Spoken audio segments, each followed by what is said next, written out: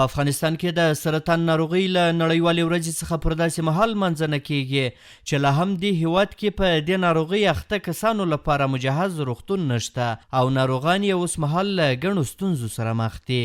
په کابل کې د عامه روغتیا وزارت له لوري د سرطان نړیوالې ورځې په پارپا یوه جوړه شوې غونډه کې چارواکو وویل چې په تیرو 20 کلونو کې د دې ناروغۍ د درملنې لپاره یوازې 3 څانګې جوړې شوې دي، خو په خبره یې چې دا څانګې د دې ناروغۍ د درملنې لپاره کافي نه دي او هر کال تر 23,000 پورې کسان په دې ناروغۍ باندې اخته کیږي.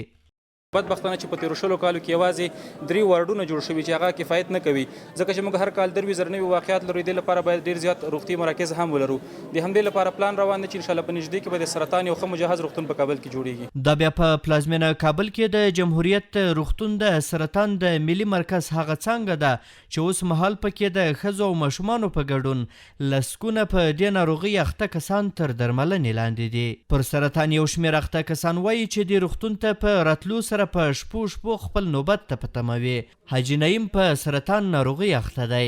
نوموړی وایي چې له تیرو څو ورځو راهیسې په دې انتظار خونه کې له ګڼو نورو کسانو سره خپل نوبت ته په تمه دی او روغتیایي حالت یې ورځ تر بلې د سختېدو په حال کې دی. پورونه د سیارس کا خسته په نوبت کې ناستم نه وی ځای نشته په هغه کې مریضانو ډاکټر چپر کړ مریضان یو هفته کې ولا کوم ګولای په دوزه مریضان اوس شکر دی خایمه مخکینه نه خایمه وای چې خوشی زم د نلر کړی دی وای میکروب د کولمو کې دی وای د میکروب د شپږو واکسین سره ختم شي دا مثالورم واکسین دی نو اوس خایمه شکر دی چې لاړ شم کوړه خګه ګرځم کټ کې نه سملم مخکې په کټ کې پرته و اول زره کې په ګاډي کې راوړم.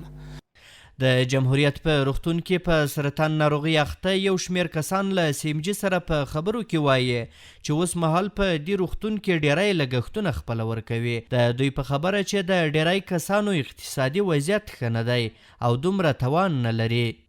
ما از غزنی ام دو زه له غزني څخه راغلی یم. په معده کې مې د سرطان دانه د واکسین مې کړی دی، ډیر قیمت دی او نسم کولای خپله یې واخلم. ډوډۍ یې هیڅ نسم خوړلی او بیرته یې راګرځوم.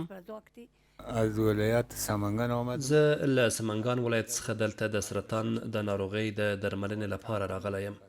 15 میاشتې مې کیږي چې په دې ناروغۍ اخته شوی یم. اول کم وه خو اوس بیخي زیاته شوې ده.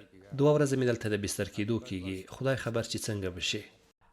ناروغان دغه راز وایي چې حکومت او نور بنسټونه یې د لاسنیوی وکړي او دغه راز د دې روغتون ډاکټرانو ته د لا ډېر امکانات په واک کې ورکړي څو دوی له دې وژونکې ناروغۍ څخه وژغورل شي. چې بستر کم او مریضان زښته زیات او دلته چې راشو د ډېره لرې ځای اوس تقریبا زه چې رسم 2,000 روپۍ د ما کرایه د موټر کې دلته بیا 7 شپې ورته پروت وم نوبت نه وي.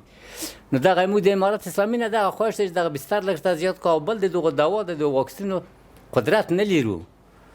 شپږ واره واکسین چې زه رسم 15,000 په 8,000 په 10,000 دا مې قدرت کې نشته دی. حالدار یم سپینګیری یم د ګټې څوک نه لرم.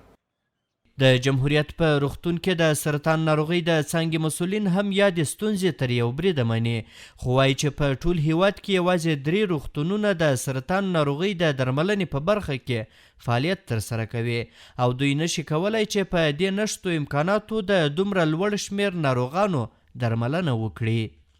واقعا د خواشینۍ ځای هم دی چې افغانستان کې ټول افغانستان یعنې 14 ولایت دی 22 بستر ورته لرو، یعنې په ولایت یو بستر هم نه رسیږي په اوسن په داخله او په داخله ای پی ډي برخه کې. نو مریضان حتی تر 20 ورځې پورې تر 15 ورځې پورې نوبت نیسي. نو دغه ډېر بشاره ناروغان دي په ټولو برخو کې دوی ډېر ځپل شوي دي هم په رواني لحاظ هم په اقتصادي لحاظ او بله نو دغه شمېر ډېر کم دی. حتی د یو کټېله جمهوریت شفاخانه هم د دې ناروغانو لپاره خاصه شي بیا هم کمه دی ځکه د موږ د ټول افغانستان په اړه خبره کوو.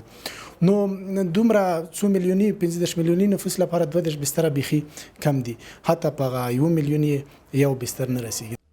د فبرورۍ 4 نیټه هر کال د سرطان ناروغۍ د نړیوالې ورځې په نوم نمانځل کیږي، خو د ډاکټرانو په وینا لا هم د دغه ناروغۍ د درملنې لپاره مشخص درمل نه دي جوړ شوي. احسان الله کریمي، CMG، کابل.